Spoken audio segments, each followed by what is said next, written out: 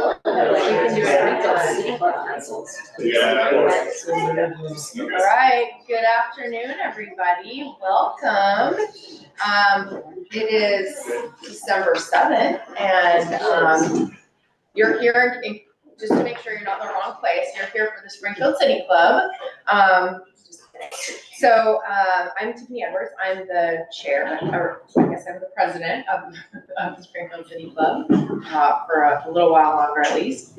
And I just want to welcome everybody and welcome our online audience. Thank you for being here. Today, we are going to hear from two of our Springfield City Council members, newest elected, I should say. So I'm going to read their bios and then we'll just kind of have them do some brief introductions, and I'm going to ask them a series of questions, and then we're going to open it up for the audience to ask your own questions. So that's the format of our program today. So I'll start with Victoria Doyle, who represents Ward 5. She was born and raised in Springfield and attended Thurston High School, but her community service extended to other Oregon communities. She had a 13-year hiatus to Cottage Grove, where she served on the Cottage Grove City Council for 4 years and the Cottage Grove Budget Committee, while also commuting to Roseburg for the family business. That's kind of crazy. In Roseburg, she served on the board of Saving Grace Pet Adoption Center.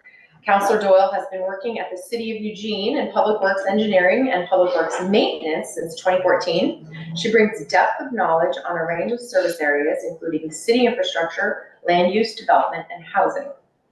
After moving back to Springfield in 2015, Councilor Doyle served as a community representative on the Springfield Budget Committee for multiple terms, the Community Development Advisory Committee, and the LRAPA Board before being elected to serve on the Springfield City Council.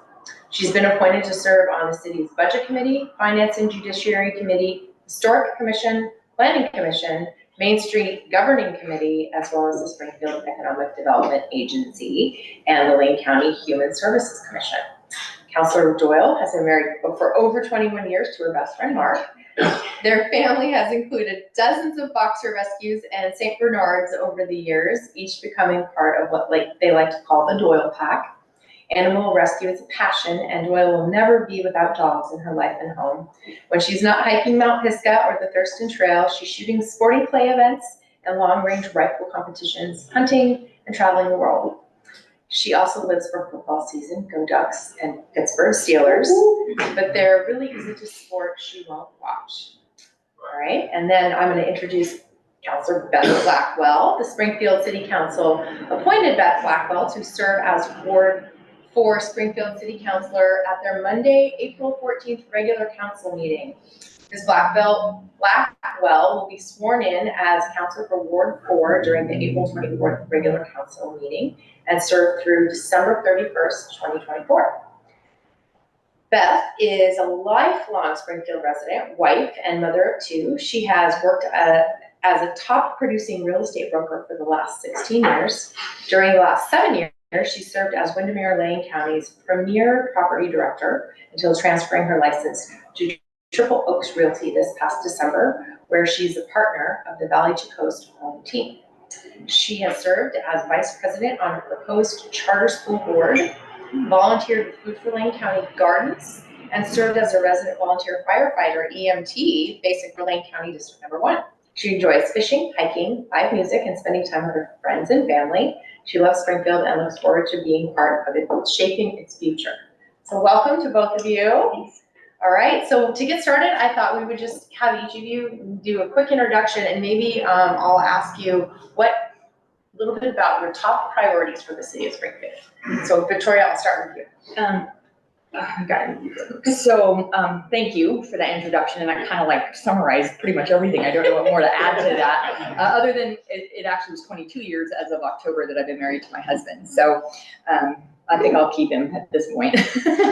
And for me, one of the things I want to say about the Springfield City Council, especially right now, is that we have such a great cohesive team. I think that it's really neat when you look at the different perspectives that each one of us brings, where I tend to have infrastructure. I'm all about the roads and the wastewater and stormwater and all of that, where Beth is, the housing issues that we have in our community. She can answer to that. Corey Rodley works for Lane County and has a lot of experience with some of the unhoused and the issues that we have surrounding some of our people that are in need in our community.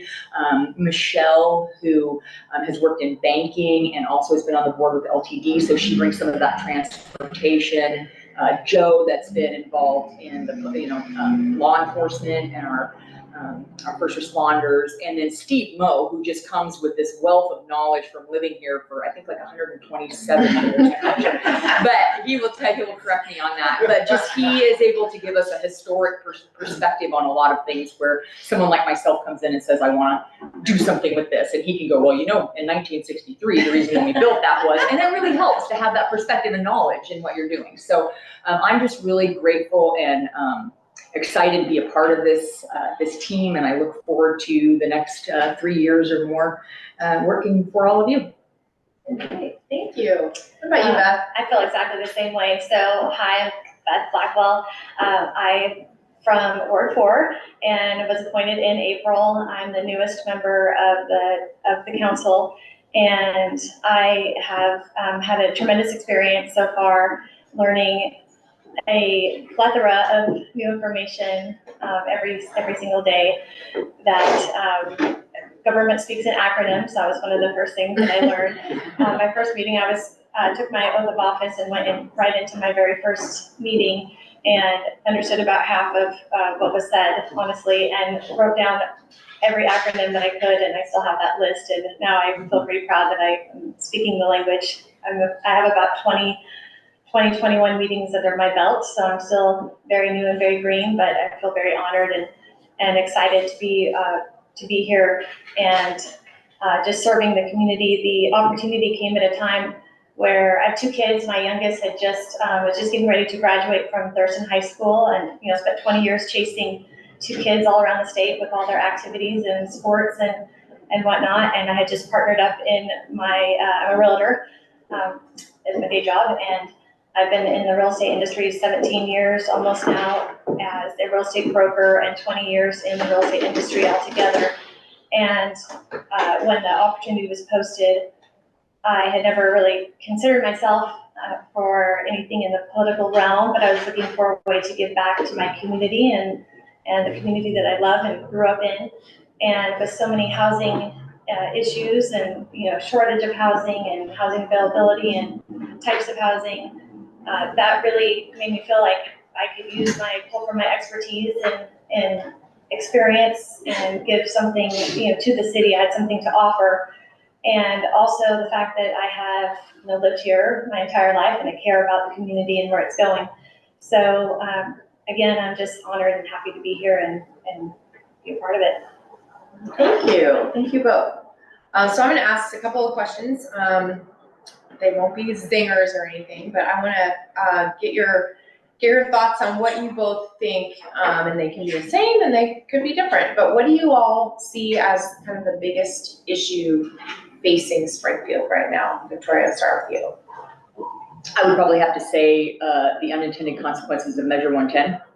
I think that a lot of communities are seeing how what we thought was going to happen with that and what's actually occurring is very different, and it has accelerated a lot of the problems and exacerbated problems that we already had. It's also, in a lot of ways, has tied the hands of the police and law enforcement and court systems to be able to help people who maybe really do want to get help.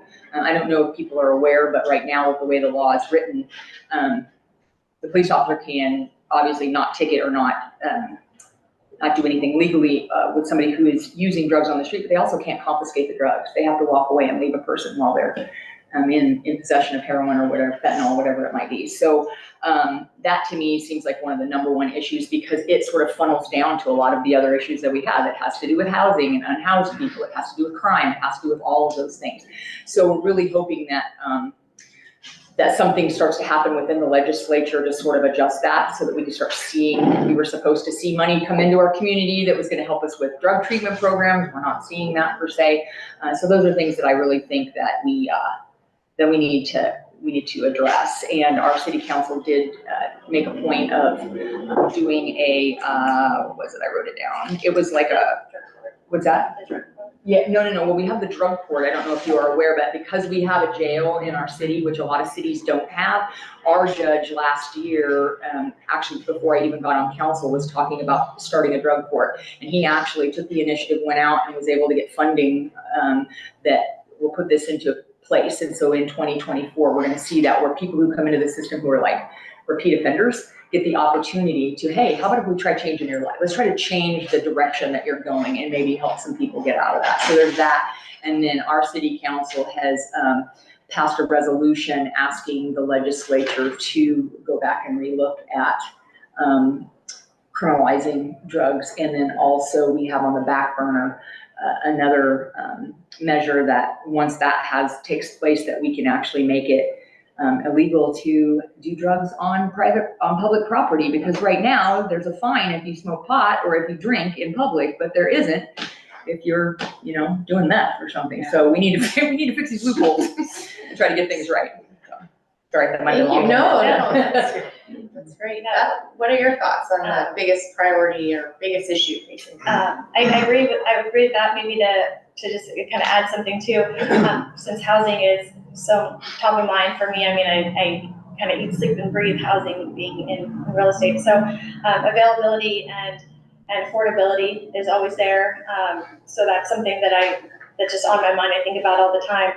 And I think it would be a little like insensible not to acknowledge the unhoused as well. I think that it's, that's a complex issue. There's not a lot of good answers for that. There's a lot of things that contribute to that. It's not just the availability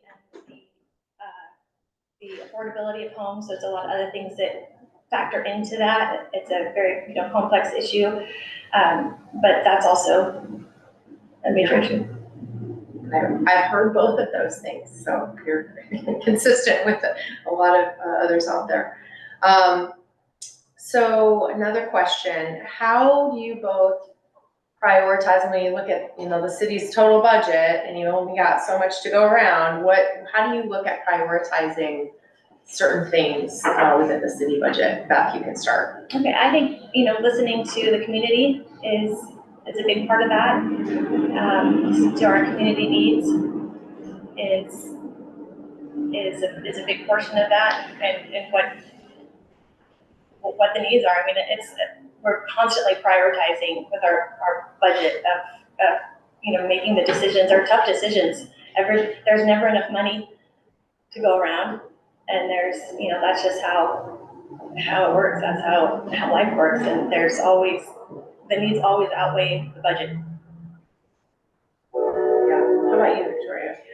Well, know that we have already began working on fiscal year 25 this month, and as we go into 2024, we're going to start working on public input, and we have a citizen advisory board, the budget committee that's available, and so they'll start working, I believe, in like March, April, May, that time frame, and then they have an opportunity to also weigh in on that budget. I think a lot of people think that their tax dollars pay for every single thing on the budget, right? And what they don't understand is that that's actually kind of a small part of what it is. It doesn't mean it's not an important part. It is a small part, and the big part is public safety. I mean, it doesn't even cover public. It doesn't even cover public safety, which is huge. 70 plus 80%. It's like a lot of our budget, and so those are some of the needs that we're really having to focus in on. We have, like she said, a lot of factors that weigh into that, with the unions and the promised retirements that we have to take care of that are promised to people, and trying to keep good people. So Springfield runs on a very lean, like almost too lean, in my opinion, in some departments. I mean, our planning department, they are trying to do this work that has to do with all the new CFEC rules and trying to redo our code and stuff, and they're having to do that on top of do their regular jobs. And so I think that Springfield does a really good job to try to keep not a lot of fat in their budget in that respect. But I would like to add, for anyone who's listening, one of the things that you noticed in my in my biography was that I was on budget committees. Our budget committee is set up, and this, I believe it's a state that regulates that for every budget committee that we have people on that are on the council, we have to have that many people from the public. And I can't tell you how many times we go into a budget session fighting to fill those positions. We have 61,000 people in this community and we can't get 6 people to come in, but then people want to complain online about how the city spent their money like this or they did it like that. And so it's vital that we have people in the community who are like, and that's how I got involved. I made the mistake of complaining about it sitting at dinner one night, and one of the city councilors happened to be sitting behind me and he was like, well, if you're gonna complain, you might as well get involved. And I was like, oh, okay. And so it's really important. And the other piece of that is trying to get to these marginalized and minority groups in our community that are not participating and feel like their voices aren't being heard. And so as a council, we've been trying to work on how can we redo the application, like how can we reach out to these folks to say, and I don't see, looking back, that we've had any history of people not being allowed on. We're just not getting those folks in. So what can we do to get to those communities and try to get outreach? Yeah, to do outreach and stuff. I've actually reached out to my the person that was my opponent in the election, David, and he has a line in the Hispanic community and saying, what can we do? Can I go talk to some people at your church or at your meetings and different groups that you go to try to get people to know that they are welcome, that we need those perspectives, because we just do the best we can with the information we have, right? And so yeah, we need that voice. Yes, so for anybody listening, volunteer opportunity. I'm sure there is a lot of little city boards and commissions and things like that Yeah, always that we struggle to fill. Yes. So Beth, you mentioned the housing and kind of this big crisis that we're all in, and I think across the state we would be hearing the same thing. I'm curious if both of you have perspectives on our general land use system and how that might, what do you think could be some solutions within the land use system? Oh yeah, we have a legislator right here, so. Land use is definitely Victoria's forte and cup of tea there too. She's land use queen here. Yeah. Go. Well, I know that right when This is her wheelhouse. I'm gonna call on you. We We had a little talk about this. So I think that one of the things I remember when I came to City Club last time was that we were talking about House Bill 2001 that was being passed at the time, and kind of how that's affected how we do business with land use and the middle housing. For those of you who know that we're able to now use smaller lots and we can put more housing on smaller lots. And we're seeing that, we're seeing that people are utilizing that now. We're seeing that happen. Yeah, a lot. So that's kind of exciting. Yeah, we're partitioning land in my job in Eugene, and then Cottage clusters. Yeah, and then along with that, they're at the same time, they're also doing the middle housing. Okay, we're gonna partition this into 3, and then we're gonna put a cluster subdivision on one of those lots. And so that is happening. For me, I'm a little concerned, and I mean, I'm a free market gal, right? I'm not big on regulation, but I worry about some of the regulations that we're removing and releasing and how that's gonna affect us down the road. Like, one of the things that as an infrastructure person is that it drives me crazy that they'll allow one line for the wastewater to come into a property and then feed everything on that property. I feel like there should be independent lines for that, and there's a reason that we've had that, but it's not in the code, and we have to do what we can do. But I just think that down the road, in the driveways, you no longer have to have parking when you do a house, and you don't have that panhandle, they always had to have that driveway and that access to that property. Yeah, and As so. long as the fire department approves for those lines or whatever. And how's that gonna help if somebody is disabled and they have a van and they need to be able to get into their van? How does that work into it? And so I just think that there's a lot of things that we're doing with the intent of really helping increase our development, but we also need to, and we also have the CFAC, for those of you know, the climate friendly equitable communities rules that are coming down. Yeah, and those are unfunded mandates. So again, we're having to make changes, and none of that is funded by the state. Well, some I think it's gonna start to be, but anyway, that's stuff we have to do over the next few years. So we just really have to look at how we do this and trying to do it in a timely fashion and try to really be cognizant of how it's gonna affect future generations and housing down the road. And commercial buildings now you can change into residential as long as they're not in industrial zones. So there's a lot of changes happening around. Yeah, and that makes sense. I'm curious about your approach to understanding of economic development. just in general, just as a, you know. I think that excites me. Yeah. I mean, it just like makes my heart like skip a beat, honestly. It makes me smile, makes me excited. I think of, not just because it involves real estate, but I just think of progression and you know, development and redevelopment and tourism. And I think of like all the things under that umbrella that are exciting. And I think of, you know, Springfield where it was and Springfield where it is now and Springfield where it can be. Like I'm getting chills thinking about it. And honestly, when I put in, you know, threw in the hat to apply for city council, I think that was one of the things that really pushed me forward to, you know, like in my soul to do it, is being so proud of Springfield and where it was at one point in time and where it is now. Because when I was little, we didn't really come downtown Springfield. You know, it's just not a place we hung out. And my husband and I come down here all the time. We're down here once a week, twice a week, eating at the restaurants. You know, it's so nice in the summer to see everybody outside and walking their dogs and, you know, strolling down the street with their children. And that's something that just warms my heart. And I love seeing that. And I want to see that continue. And I want to see Springfield progress in this positive way. And that just excites me. And that's when I think of that, that's what I think of. And for me, it goes back to infrastructure.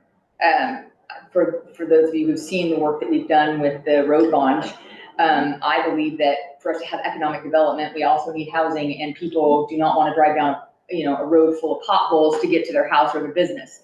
And so the more that we have efficient roads and infrastructure, it's going to create more businesses that want to come into our community. When we have high-speed internet, when we have all of those things in place that encourage a business to come here.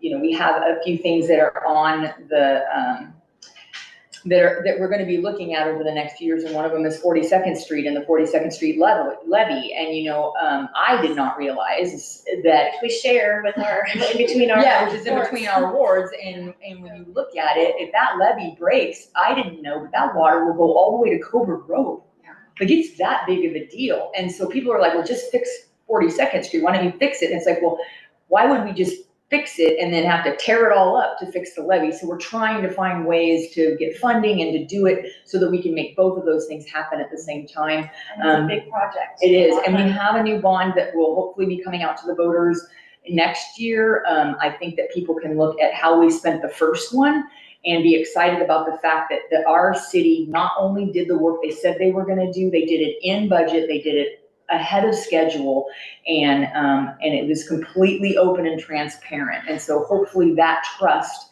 that we were able to build will encourage people to say, yeah, we want to keep doing this. Because the truth is, guys, we don't have enough money with the gas tax. People think that gas tax, that doesn't even cover maintenance of like what street lights and things like that. We have to fix those roads, and it comes back to that money. Comes back to that money. So. Yeah.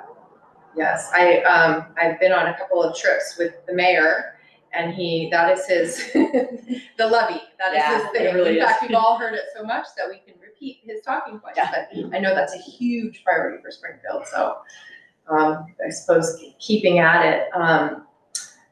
Now I'm gonna ask about Main Street, and I really just kind of want to get your thoughts on high level, what do you think, what's your opinion about what's maybe not great about Main Street? What do you think it needs, without going into any kind of granular details? But I just am curious, because you know there was a reason that the city pursued a project on Main Street to increase safety and do a number of things, and I know that it wasn't widely supported, and so we're kind of backing away from that. But I'm just kind of curious, do you feel like it's fine, it can stay that way for a while, or do you have thoughts and concerns about what the future of Main Street is? Well, I think there's a lot of things that have been done to improve safety on Main Street. You know, there's the flashing beacons, and they've implemented some, you know, there's slower areas, the speed reduction areas, and the crosswalks that have, you know, they've added time for pedestrians to cross. And I think there's quite a few things in more lighting and stuff. There's quite a few things that have been done to improve the safety of Main Street. Could there be more done? I'm sure. I think balancing that with our Main Street businesses is important. There's also still some blight on, you know, Main Street that 100%. needs to be addressed. So, can it be improved? Yes, of course it can. So, I think that, there's always room for improvement, but I'm happy with what's been done so far. And I think that a lot of the fear and the things that went on with Main Street, because that was a lot of the platform that I ran on. I mean, these were the people that I was talking to back in 2022 who felt like that things were being snuck in on them, that they weren't being involved in the process. And it didn't help that we had just spent 2.5 years locked down. I think the timing was really tough. Yeah, and I think the timing was because there isn't a single business on Main Street that isn't gonna tell you that they want safety, they want people to safely get into their business. I think that the main thing is they don't want their property being taken from them. And a lot of the projects that were being considered, planners like to plan big and see things in a big space. So you see this giant, roundabout on 42nd, and all of a sudden, the Dutch Brothers is being ripped out because it's gonna require all this property, when in reality, once we get to that point, they're gonna do their best to not affect those businesses. So I think that there's a way to do things that could include people a little more and kind of alleviate some of those fears. I think that there's a lot of things we could do that would make it a lot prettier, but we have to remember what kind of road Main Street is. Main Street isn't a main street like in the middle of downtown. It is a main thoroughfare for trucks, right? It is a truck thoroughfare, and it's not just ours. It belongs to Department of Transportation. And so, even getting that 5 mile an hour reduction took a lot of work working with them. We couldn't just say that. So there's a lot of factors we have to work through, and I hope we can do that because I will fight any effort to take property to use eminent domain, to take even an inch of any of my constituents or the people's property on down Main Street. And I think, correct me if I'm wrong, that was coming right, out of COVID time. Yeah. And I mean, businesses were just so afraid, of course, of losing any. I got a call yesterday. From somebody saying, I heard the Main Street project's back on yesterday. So it's a contentious issue, I can assure you. Yes. So that's why I was Yeah. teeing up that I'm not trying to throw you a There's curveball some pretty there, things downtown. I would love to see more pretty things up in our area, I would, so. Shifting gears just a little bit, I'm curious as to what legislative priorities. You mentioned the Measure 110 fixes, and I know that is the hot topic for the legislature. I testified on Monday, so I was up there. But I am curious about anything else that the city is kind of looking at as in the way of legislative priorities for February and maybe even beyond. Any thoughts? We're on Wall Street. We already. Was a little. Oh, you're giving me, thank you. I focused so much in on 110. Well, that's a big one. That is definitely. That's the one. Well, and transportation dollars too. I mean, that's a big deal. I think we have people here that know about that and how important it is to get those transportation dollars in here. We had, previous legislature that was really good about doing that. So we have to work with our partners over LTD and those type of things to see about getting roads fixed and different things of that nature. Can you think of anything specifically?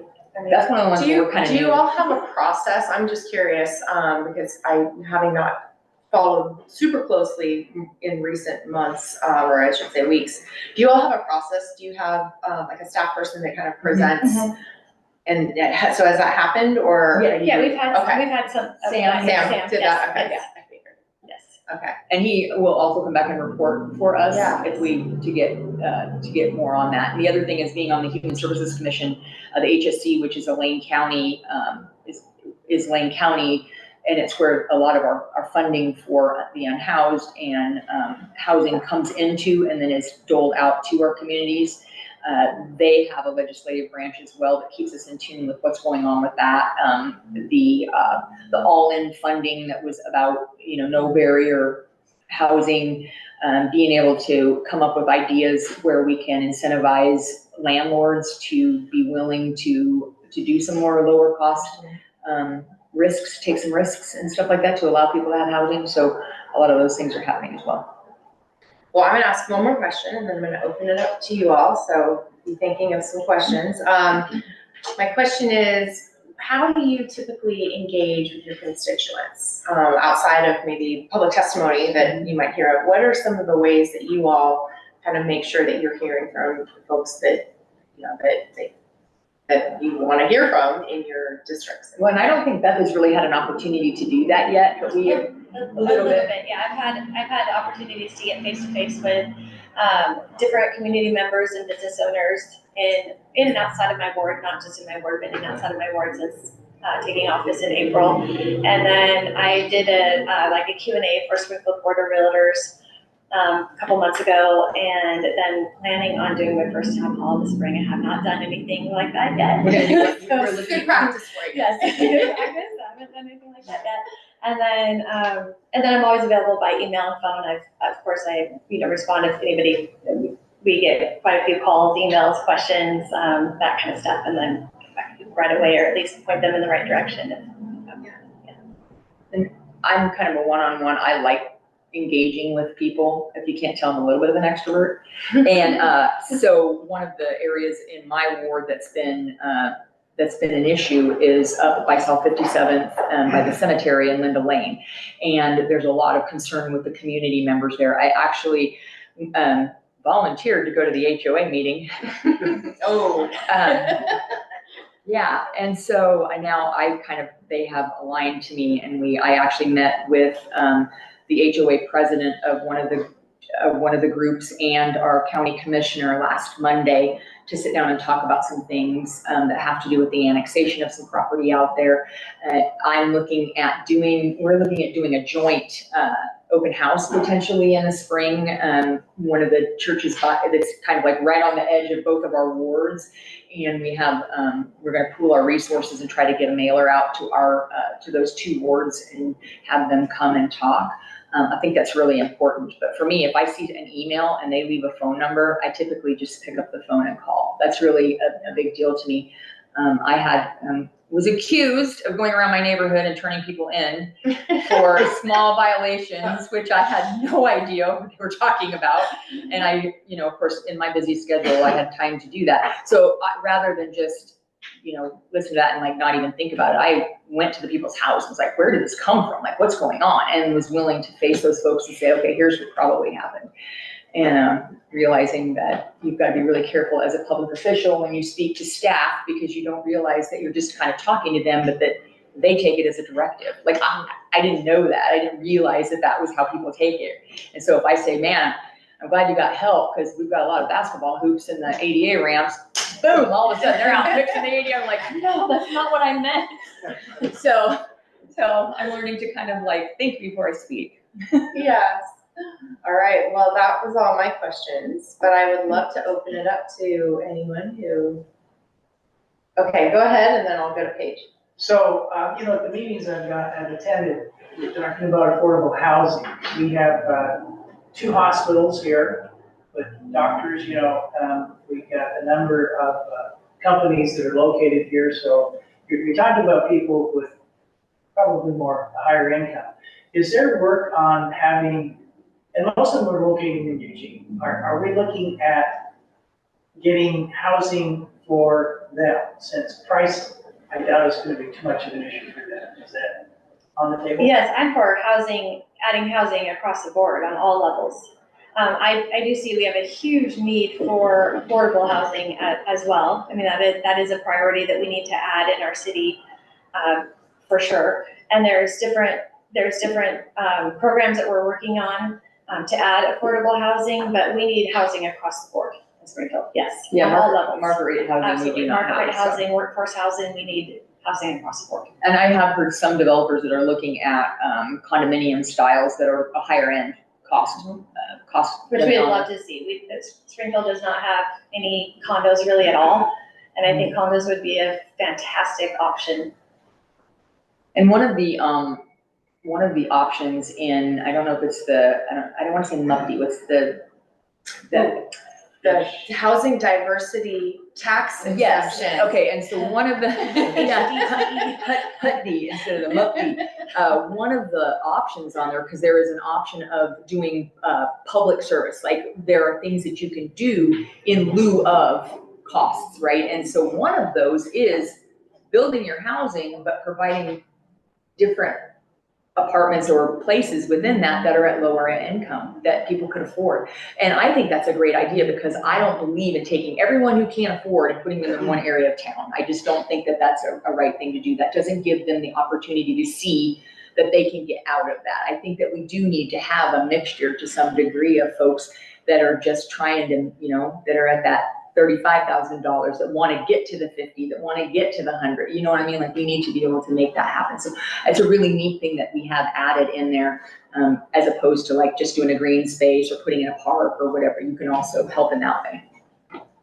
Great. I'm gonna go to another question. Paige, do you have one? Yeah, so you mentioned public safety is really hard to get funded under the current budget, and we've seen the bond come before voters every 5 years, Yep. and it passes because it is a priority for the majority of citizens in Springfield. But every time we have that bond come before folks, one of the questions I hear is, how do we get this off a bond, and how do we get it built into the Yes. budget so it's not disruptive Agreed. to the work that they're doing? So we have another 5 years. Yeah. Is that a priority, and how do you, what are some strategies for addressing that? That absolutely, it's actually on my list as one of the Great things. question, yeah. The union and some of the folks that work there have talked to me about that, and the biggest concern is that, does anyone want to wonder if they're going to have their job every 5 years? Like every 5 years, they're wondering, okay, is this going to happen, right? And that's not the way we want these folks that are working for us to have to live. And so I don't know what the solution is. I'd like to look internally and see if, I should say that out loud. I'm wondering if there aren't, I know that the positions in the field and the police officers we need, but I'm wondering about if we look at all levels of the police department and see if those are all necessary, and how we could maybe, like the rest of the city, we have to try to scrimp and put together, and people are doing multiple jobs. I don't know. I haven't looked into that. It's something that the city manager would have to look into. But that is definitely a priority that I want her to look into to see what she can do, because it has to go through her, and then she would bring it to us as some ideas. For sure. Len, go ahead. What is your and the council's vision for the future of the fire service? That's an interesting question too. We actually just, I don't know if you met with the research company that. No, I met with the firefighters. I can tell you what they want. Yeah. I think they're kind of at a crossroads too of trying to figure out what they're going to do as far as become two, stay together. We haven't really had a meeting to discuss what our vision is as a council with the fire department. It's tough because it's not just our decision. Right, it's not just our also decision. Eugene's, and on the board that we have for that, sorry to interrupt, but I actually tried to get the mayor to put me on that committee, because there's 2 counselors from Eugene, 2 counselors from Springfield, and then other folks that are involved, the city managers and stuff like that. And I just cannot believe that we have had our firefighters have to live like this. I mean, and literally the chief of police has to give a budget for both Eugene and Springfield. And I thought they're supposed to be one. They have 2 different medical plans. It is the amount of waste that we are probably doing, having to duplicate so many things. They have one fire truck that sits in Eugene, but they can't fill it in Eugene. It has to come to Springfield to get filled with gas. Like, those are things that need to be solved. And we are losing good firefighters. That doesn't normally happen in communities. Normally people become a firefighter and they stay with that department till they retire. We're not seeing that. We're seeing people who come in, they're here for 5 or 6 years, they get this great experience because we get a lot of calls, and then they go somewhere else where they know that there's some stability. And so, They merged, but they never fully integrated. Yeah.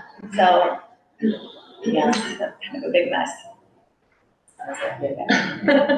Camille, you had a question? I just had a question back on the housing. I wondered if we were to the point yet that we had any kind of strategy or timeline for housing development in Springfield.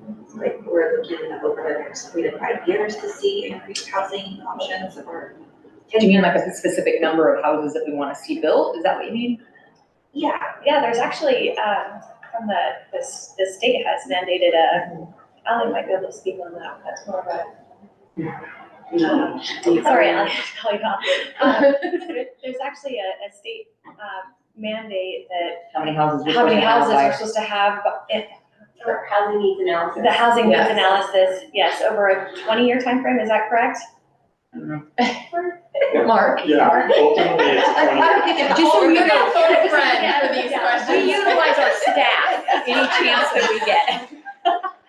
They make us look way better. Yeah, I'm happy to address it. Thank But you. You're right, the 20-year plan in Verizon typically for like a housing needs analysis, but under the state structure right now, it's really probably more in the 5-year time range there. The state will tell the city how many housing units we need to produce. And then we just have to snap our fingers and make property appear. Up here. Love Yeah. Is the process at that point then to develop strategies to identify, okay, we need, I don't know, like 10,000 units, I'm just throwing numbers out there, and by this date, is that then when this city kind of initiates a process to implement strategies such as some of the ones that you all are already talking about? Is that how that would work? Yeah, so, Okay. and Sandy Belson talked Yep. to this just a week or two ago at the roundtable, but we actually feel in some respects we're being held back by the state right now, not being able to start very critically needed work on housing, like Al mentioned, housing needs analysis, because they're still writing administrative rules to tell us how to do that work. So it's gonna be a couple of years, unfortunately. It's like, hurry up and wait. And I feel I don't have a problem with moving the urban growth boundary. I know that's a contentious issue for some people, but I feel like the idea that we have to keep building up rather than out is really frustrating. And so I want annexations to be much easier. I want them to be as easy as possible. I think Mark knows that I've been a real advocate for lowering costs on that for people to get property annexed in, that we at least that is inside the UGB, because that's what we have to work with right now. And what can we do for those areas like out in Gateway, where we have properties that are like pushing up against that UGB that could be prime property, but then you're dealing with the transportation, like that boondoggle of a, intersection there and stuff, so. Yeah. It's kind of messy. Who else has a question? Representative Lively.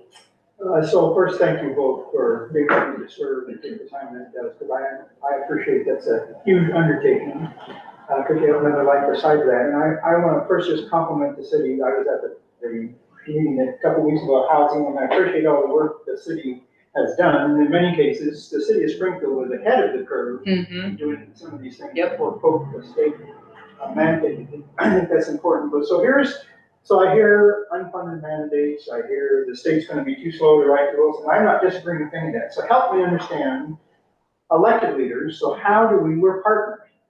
None of us can do this by ourselves, but being partners in a state that's quite different on the eastern side than it is on the western side, quite different in the north part of the state versus this part. So from your perspective, so how do we get to doing a better job of being partners? One of the problems is when the legislature meets, things happen very quickly. And so to be able to have a conversation with you or anybody else sometimes is impossible in the time it takes. So help me understand, how do we get to be better partners and not always end up saying it's an unfunded mandate or we shouldn't have done this? I'm just trying to get a handle, and I worked with the city on this climate friendly for 2 years, not just this thing and others, because I appreciate what those concerns are. But I'm just trying, we gotta do better. But we gotta find a path that helps us do better quicker before things just keep piling up. So how about having some funding come in to fund an FTE or people that can assist with writing those new rules and getting a handle around that? I think that's a big issue. But honestly, we're the people that the staff brings their issues to. So I think it's more talking to our staff, talking to people that are in the trenches and saying, and hearing what they need, and what's making their job more difficult to be able to achieve the goals. And then they bring that to us. And then we're able to say, okay, we see what you're talking about. Cool, let's make it happen. Instead of our staff coming to us and saying, we would love to be able to make this happen, but we can't because of X. And I haven't been doing it, I don't think, long enough to really know the specifics. I think that's the biggest thing, is talking to the staff and seeing what they need. Yeah. It's a really good question. That's what I was thinking too, just being in it long enough to see. Because by the time it comes to us, this is mandated and funds, it's an unfunded mandate. you gotta get it On done. top of another unfunded mandate, on top of another unfunded mandate. So let me just tell you, one of my goals this session is I'm hired a second staff member, and I normally don't do that in a short session, but that second staff member is gonna understand. We talk about unfunded mandates, and I'm not arguing. But the problem is how we define unfunded mandates is very different, and where does that mandate come from? Right. So I'm gonna ask the cities and the school and that in Springfield to help work with my staff and the business people. So what are those unfunded mandates that we believe are causing problems? How are they defined, and what's the source of those unfunded? And we're not ever gonna stop this conversation. Right.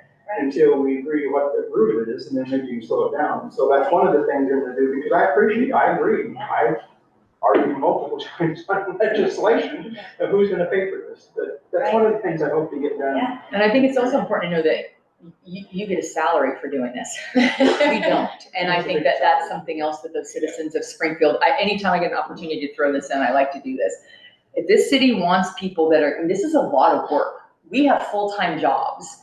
In fact, I think there's Corey Rodley is the other one that we all work full-time. If you want people that are gonna serve, that are really gonna put in the work and do that, then it needs to be something that we're not losing money to do it to the point that where our families are being affected. I mean, I have lost an incredible amount of money. I don't care at this point because I love what I'm doing.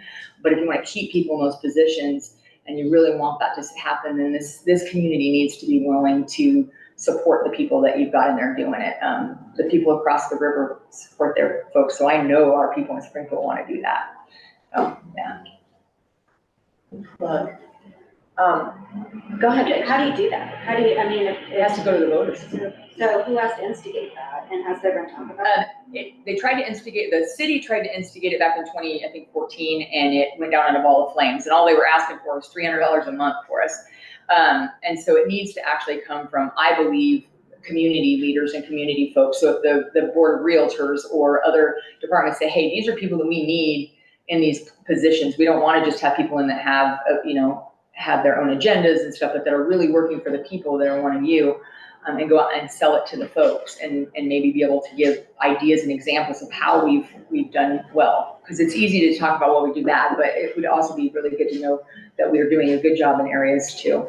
So we get $85 a month stipend. That's what we get.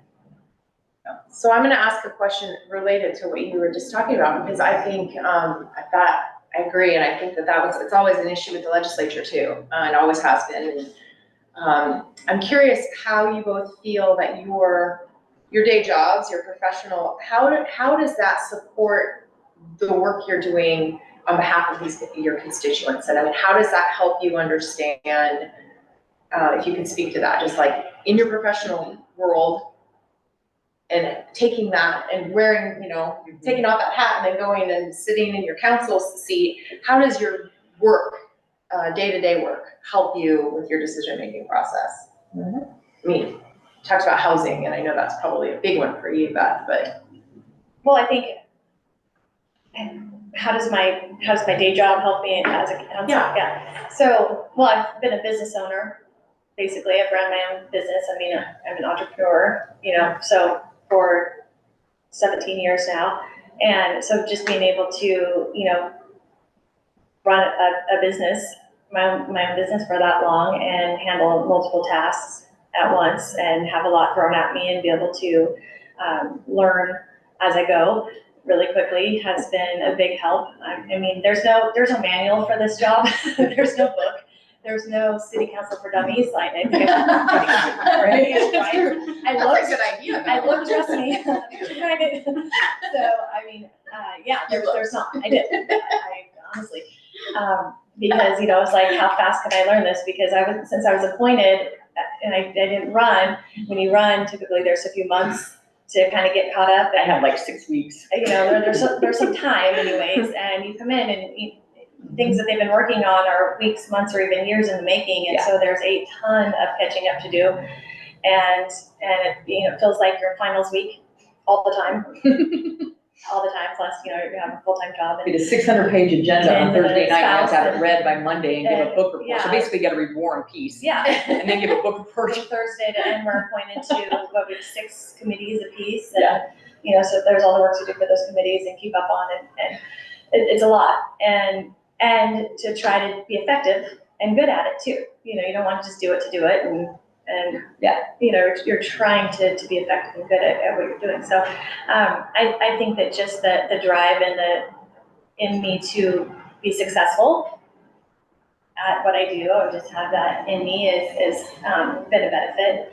And I'm not the best public speaker, but I'm good one-on-one and in smaller groups and whatnot, so that's helped, as well. I'm fairly outgoing, and I think that just being in real estate that way and being able to talk to people has helped as well. And then having knowledge of real estate. And I've lived here, again, my whole life, and so I have a lot of connections and community connections, and my husband went to Springfield, I went to Thurston, we're just kind of rooted here. Locals. Yeah. So it's fun, we have very much of a rival, him and I. Yeah. But yeah, so we're very connected in this area, and so that's helped as well. I think knowing the differences of Eugene and Springfield is really important, being Springfield residents our whole lives. Like, there is that thing that says never Eugene. But I mean, you hear that from people. Oh, it's okay, I hear that. Oh, yeah. And so for me, I'm in a very unique position because in my job, I'm fortunate that I am working from home, which started in April of 2020, and I've been able to maintain that. And that makes my job a little more flexible, so I can put in my 40 hours a week, but I can flex it so that I can come to things like this. But the city manager is my boss over the river, and I'm the city manager boss here. And I work in land use and land development. So I review land use plans that come in, development plans on bare ground, and review those. So I'm looking at it from a staff point of view, and I'm speaking to a ton of developers, and I hear their concerns and I hear their frustrations with different things. And so now being in Springfield, I get this, well, Eugene does it like this and it's really cool, or why does Eugene do it like this? Because Springfield does it like this and it's really cool. And so I get sort of this opportunity to know that they're different, but I can ask questions, and I ask a lot of questions like, why do we do it this way when they do it this way? And Eugene, why does it cost so much here? And that was a big thing for me, because there was some significant cost difference to develop in Springfield and in Eugene, and I'm like, why? One particular developer was spending over $70,000 on just one permit to get annexed, and I'm like, that's insane. It's like $7,000 in Eugene. It's a big difference. So being able to know what questions to ask our staff, and then understanding that those answers have, nuances. Well, that's because they don't include this, and this is all inclusive of that, and those type of things. So I really think that having had that experience being in a municipality and being in a union, and then understanding union contracts when we get into our stuff and all of that, it really, I don't know that I could do this job if it wasn't for them being flexible with my work, and B, knowing what I do in my job that I do right now. So It's very unique. considering what we're dealing with in the world today. Yeah. Does anybody have one last question, and then okay, go ahead, Lynn. Well, I have a question, but first I want to thank both of you. I've been associated with Springfield City government for almost 30 years, and you two are continuing the tradition of amazing collaboration and collegiality among the council, something I've never seen anywhere else. Thank you. Just amazing. And Victoria, you mentioned the transportation challenges developing the North Gateway area. Are there other challenges that would make it, or other opportunities that would make it easier to develop the Mill Reese area that was recently added to the UGB? Is that something that the council could focus on?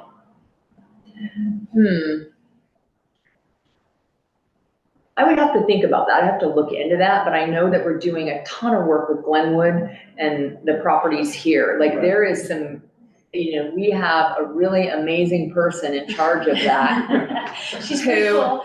I've known through Lane Transit District, working with my husband, and then through the city of Eugene, working together, and then now here. It's exciting to have Allie on our team, and to see someone that's really pushing forward those ideas and coming up with ways that we can develop that. I would love to see that connection between Eugene and Springfield, and have our Glenwood area be, and I see that. It's something that I can visualize and I can now see, where before it was just talk. And so I think that's gonna be a huge part. I wanna see I've got all these grand ideas. We had, when someone came in and asked us to just come up with whatever ideas we could think of to how we'd like to make Springfield great. You know, if we could do anything, wave them on. I think that downtown on the Main Street side should be all walking, and that they should make it two-way on the other side so that people could walk all along there. But I'd love to see a bike ped crossing over the river. So maybe parallel to the bridge, so that when we get that housing and stuff that's gonna be on that riverfront, that people can walk across safely and be able to access. So we have cool ideas, we just gotta figure out how to pay for them. Yeah. And that's where John comes in. All right, well, I want to thank everybody today for joining us and our online audience and folks watching our recorded versions later. And I want to thank you both for being here today. This is great. Thanks for having us. And you're welcome anytime, so please come back. We were taking a break in December, but we do have a program in the beginning of December, and then this is the program in the beginning of December. Forgetting what month it is, but we are going to be taking a break over the holidays, and then we'll be back in January. So please join us and keep an eye on your emails for our program updates. So good to see everybody. Thank you for joining us.